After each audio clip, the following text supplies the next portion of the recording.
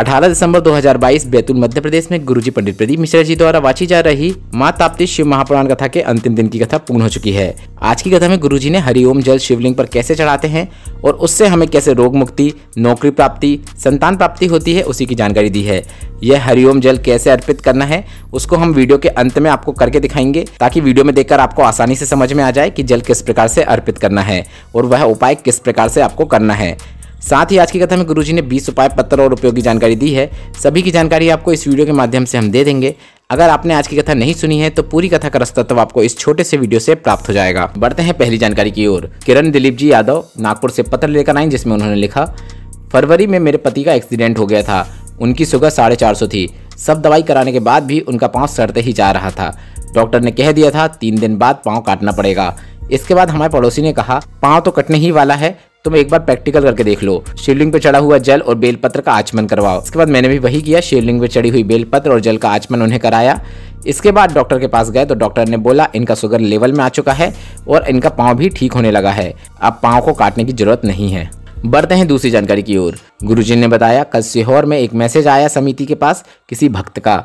गुरुजी बैतूल में कोई चने खिला रहा है, कोई पोहा खिला रहा है, कोई मंगोड़ा खिला रहा है, कोई पकोड़ा खिला रहा है और समिति भी रोज क्या सब्जी बना रही है, बहुत बढ़िया पूड़ी बना रही है। इतनी अच्छी बातें सुनकर गुरुजी ने कहा तो हमसे भी रहा नहीं गया, तो हमने भी पूछ लिया कि कितने हलवाई लगे हुए हैं, तो हमें पता चला कि केवल एक हलवाई है। इसके बाद हमने कहा तो व्यवस्था, तो सामने वाले ने बताया जो आता है वह सेवा प्रदान करके चला जाता है। बढ़ते हैं आज की कथा की तीसरी जानकारी की ओर। गुरुजी ने बताया 16 से 22 फरवरी 2023 कोबरेश्वर धाम से रुद्राक्ष वितरण होगा और गुरुजी ने कहा हम पूरी कोशिश करेंगे कि आपको रुद्राक्ष मिल जाए। इसके बाद गुरुजी ने कहा अगली कथा मालेगांव में होने वाली है और हम एक ऐसा नंबर चलाने वाले हैं जिसमें अगर आप कोबरेश्वर धाम में होने वाली शिव महापुराण कथा में अपना सेवा प्रदान करना चाहते हैं तो उस नंबर पर आप कॉल करके अपना नाम और नंबर लिखा सकते हैं। बढ़ते हैं आज की कथा की चौथी जानकारी की ओर। 23 से 29 दिसंबर 2022 तक मालेगांव में कथा होने वाली है। इसके बाद 2 जनवरी से 8 जनवरी 2023 तक ओखनी छत्तीसगढ़ में कथा होने वाली है और छत्तीसगढ़ की कथा के बाद 13 से 19 जनवरी 2023 में कानपुर में कथा होने वाली है। बढ़ते हैं आज की कथा की पांचवी जानकारी की ओर।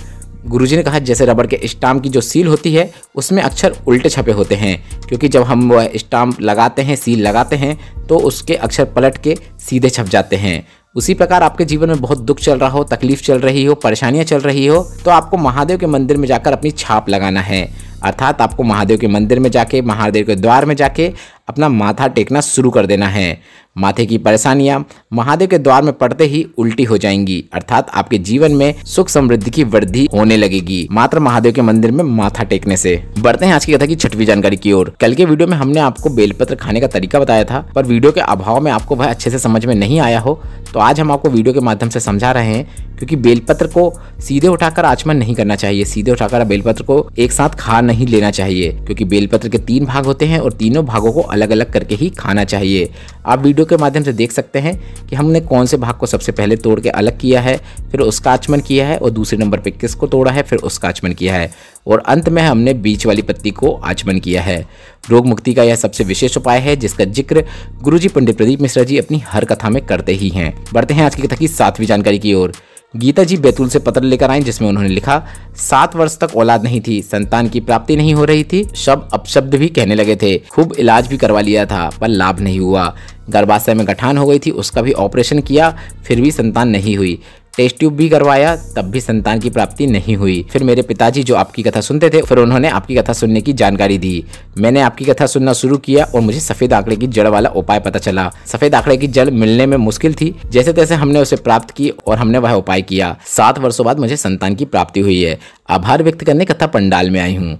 बढ़ते हैं आज की कथा की 8वीं जानकारी की ओर। गुरुजी ने बताया दुनिया के लोगों ने शिव महापुराण में वर्णित पाशुपत्य व्रत को छुपा के रखा था, क्योंकि इस व्रत को करने मात्र से जो मांगो वह मिल जाता है। इसके बाद गुरुजी ने पशुपतिनाथ व्रत की विधि बताई है, जो कि इस प्रकार है। सुबह भोलेनाथ की पूजन की थाली तैयार करके पूजन करने जाओ। शाम को उसी थाली को लेकर जाना है और फिर वापस पूजन करना है। शाम को प्रसाद लेकर भी जाना है, साथ में 6 दीपक लेकर जाना है। 6 दिए भोलेनाथ के सामने जमीन पर नीचे रख दीजिए। 6 दीपकों में से 5 दीपक प्रज्वलित कर दीजिए। इसके बाद पूजन जो आप करते आ रहे हैं उस प्रकार से पूजन कीजिए और इसके बाद प्रसाद नीचे रखिए और महादेव के सामने उस प्रसाद के 3 हिस्से करिए। हाथ जोड़कर भोलेनाथ से पहले सोमवार को मनोकामना कीजिए। इसके बाद प्रसाद के जो 3 हिस्से थे उसमें से एक हिस्सा उठाकर वापस अपनी थाली में रख लेना है। छठवां दिया जो आपने प्रज्वलित नहीं किया है उसको भी उठाकर वापस अपनी थाली में रख लेना है। अब छठवां दिया और प्रसाद को लेकर अपने घर के मुख्य द्वार में आना है और मुख्य द्वार में आपके सीधे हाथ तरफ उस छठवें दिए को प्रज्वलित करना है। इसके बाद हाथ जोड़ के विनय करते हुए घर के अंदर प्रवेश करना है। घर के अंदर आकर भोजन करने से पहले आपको वह प्रसाद जो आपने मीठा लाया है, जो एक हिस्सा बचा के मंदिर से लाया है, उसे आपको प्राप्त करना है। वह प्रसाद आपको पूरा खाना है, किसी को एक दाना भी नहीं देना है। प्रसाद खाने के बाद ही आप जो फलाहार करना चाहते हैं, भोजन करना चाहते हैं, आप वह कर सकते हैं। इसी प्रकार से 5 सोमवार व्रत करना है। 5वां और अंतिम सोमवार को आपको पूजन जैसे अभी तक करते आए हैं वैसे ही करना है। शाम को प्रसाद और 6 दीपक लेकर मंदिर जाना है, वह भी वैसा ही करना है जैसे करते आए हैं, बस साथ में आपको 108 चीजें भी लेकर जाना है। अब आप चाहो तो 108 बेलपत्र या फिर चावल के दाने या फिर मखाने भी लेकर जा सकते हैं। इसके साथ ही आपको एक श्रीफल मतलब नारियल को लेकर भी जाना है, जिसके ऊपर आप 11 या 21 दक्षिणा रखना है। नारियल और 108 सामग्री जो आपने लाए हैं उसको अर्पित कर देना है। इस प्रकार से व्रत को पूर्ण किया जाता है। पर 5वें दिन भी छठवां दिया घर पर लाके प्रज्वलित करना है। वो प्रसाद का जो भाग है उसको अपने भोजन से पहले प्राप्त करना है। इस प्रकार से पशुपतिनाथ व्रत रखा जाता है। बढ़ते हैं आज की कथा की 9वीं जानकारी की ओर। श्री शिवाय नमस्तुभ्यम मंत्र का जाप करने वाला या फिर यह मंत्र बोलने वाले का दर्शन मात्र करने से आप जिस कार्य के लिए निकल रहे हैं उस कार्य में आपको सफलता प्राप्त होती है। इसके बाद गुरुजी ने बताया उज्जैन के ऋणमुक्तेश्वर मंदिर में दीवारों में टंकन किया गया है कि भोलेनाथ के पूजन करने वाला, मंत्र जाप करने वाला की 71 पीढ़ियां तर जाती हैं। बढ़ते हैं आज की कथा की 10वीं जानकारी की ओर। समस्या अपने घर में है, दुख भी अपने घर पे है, तो हमको जल भी अपने घर से लेकर जाना है और मंदिर में जाकर उस जल को शिवलिंग पे अर्पित करना है। मंदिर का जल हमें नहीं लेना है। बढ़ते हैं आज की कथा की 11वीं जानकारी की ओर। गुरुजी ने बताया समुद्र मंथन में सबसे पहले गाय निकली। वह इसलिए क्योंकि महादेव जब विष पिएंगे तो उन्हें इस गाय के दूध से ही ठंडक प्राप्त होगी, इसलिए शिवलिंग पर दूध से अभिषेक किया जाता है। इसके बाद गुरुजी ने बताया अगर तुमसे कोई कहे कि इतना शिवलिंग पर दूध चढ़ा दो, उतना शिवलिंग पर दूध चढ़ा दो, तो तुम उनसे कहना शिव महापुराण में कहीं पे भी नहीं लिखा है कि हजारों लीटर दूध चढ़ाने से महादेव प्रसन्न होते हैं, बल्कि आप एक कलश में जल भर लीजिए और उसमें 1 चम्मच दूध भी मिलाकर वह जल आप महादेव को अर्पित कर देते हैं तो महादेव से प्राप्त कर लेते हैं। बढ़ते हैं आज की कथा की 12वीं जानकारी की ओर। गुरुजी ने कहा अगर व्यापार में आप अगरबत्ती लगा रहे हो, धूप बत्ती लगा रहे हो, दीपक लगा रहे हो, तो ऐसा सोच के मत लगाना कि मेरे पिताजी लगाते हुए आ रहे हैं, मेरे दादाजी लगाते हुए आ रहे हैं इसलिए मैं लगा रहा हूँ, बल्कि आपको यह सोच के दीपक लगाना है कि महादेव सामने हैं, उनका स्मरण करते हुए भगवान से बोलना है ये दुकान आपकी है, मैं आपका हूँ, ये घर आपका है, आपको ही संभालना है, आपको ही देखना है। जैसे अगरबत्ती में सुगंध होती है वह सारी दुनिया में फैलती है, वैसे ही मेरी दुकान की सुगंध सारी दुनिया में फैला दें। इस प्रकार से निवेदन करके आपको दीपक प्रज्वलित करना है या अगरबत्ती लगाना है, जो भी आप लगाते हैं। बढ़ते हैं आज की कथा की 13वीं जानकारी की ओर। बैतूल से एक पत्र आया जिसमें लिखा था विराम दिन के 7वें दिन की कथा का क्या फल होता है। जब घर में कोई मेहमान आता है और वह जाते जाते हमें कुछ देकर जाता है, वैसे ही हमारे महादेव देते हैं। मुझे 7वें दिन की कथा की जानकारी थी, इसलिए मैंने मां नर्मदा शिव महापुराण कथा के अंतिम दिन की कथा सेमरी हरचंद में जाकर सुनी। वही कथा में मैंने मन की बात बाबा से बोल दी। बाबा से कहकर आई कि मैं मन की बात सिर्फ आपसे कह रही हूँ और किसी को नहीं बता रही हूँ। इसके बाद मैंने घर आकर पशुपतिनाथ व्रत भी किया। मेरी फाइल मोटी थी, शायद तभी मेरी मनोकामना पूरी नहीं हुई। मैंने वापस पशुपतिनाथ व्रत रखा और 2 साल बाद मैं जिस MBBS का प्रयास कर रही थी, बाबा की कृपा से मेरा उसमें चयन हो गया। आभार व्यक्त करने कथा पंडाल में आई हूँ। सुषमा जी पत्र लेकर आई जिसमें उन्होंने लिखा पहले कभी भी कथा नहीं सुनती थी, पर अशोकनगर की कथा से मैं आपकी कथा लगातार सुन रही हूँ। 1 लोटा जल का क्या महत्व होता है। मेरी बेटी की अचानक तबीयत खराब हो गई। सोनोग्राफी से पता चला कि उसके शरीर में 6 mm की गांठ है। दूसरी बार फिर से जांच की गई तो गांठ तो आई और डॉक्टर ने कहा इस गांठ की जांच के लिए भेजा जाएगा, बड़ी बीमारी भी हो सकती है।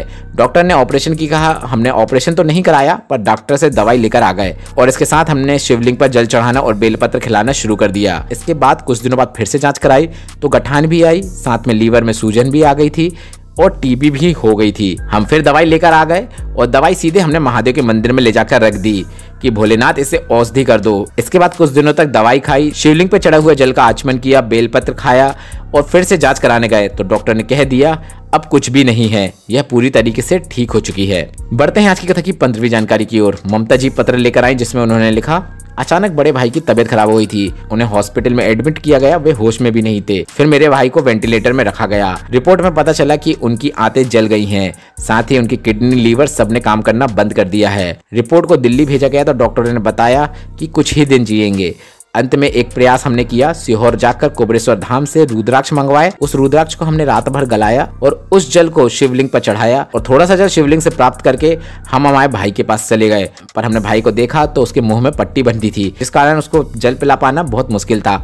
तो हमने उसके पूरे शरीर में वह जल लगा दिया और अंत में एक बूंद उसके मुंह में डाल दी। इसके बाद डॉक्टर ने बोला यदि कुछ घंटों में यह बाथरूम कर लेगा तो इसे बचा सकते हैं, अन्यथा हम इसे नहीं बचा सकते हैं। पर अगले ही घंटे उनको बाथरूम आना शुरू हो गई। मेरा भाई पूरी तरीके से ठीक हो गया है। आभार व्यक्त करने कथा पंडाल में आई हूँ। बढ़ते हैं आज की कथा की 16वीं जानकारी की ओर। गुरुजी ने कहा पानी में डूबोगे तो मरोगे, पर शिव महापुराण कथा में डूबोगे तो तरोगे, ये निश्चित है। गुरुजी ने बताया कि बैतूल की यह कथा खेत में हो रही है और शुरू ही दिन से इतना पानी गिर रहा है, इतनी वर्षा हो रही है कि आगे की कथा हो पाना नामुमकिन था। ये तो बैतूल के लोगों ने व्यवस्था अपने हाथों में उठा ली। ये कथा बैतूल की जान है। रात भर कई समस्याएं आती रहीं जाती रहीं। नाग देवता भी आए, उन्हें भी प्रणाम करके विदा कर दिया। आम जनता का सहयोग बैतूल की कथा में देखकर गुरुजी ने सराहना की है।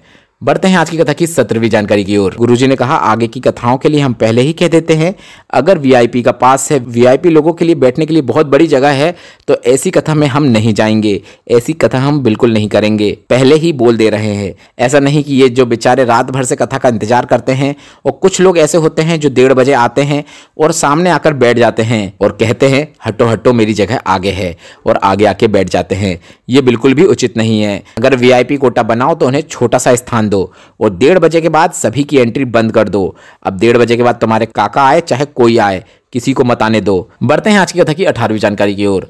आज की कथा में गुरुजी ने रोग मुक्ति के लिए हरिओम जल अर्पित करने वाला एक नया उपाय बताया है। वही उपाय हम आपको इस वीडियो में करके दिखा रहे हैं ताकि उपाय आपको आसानी से समझ में आ सके।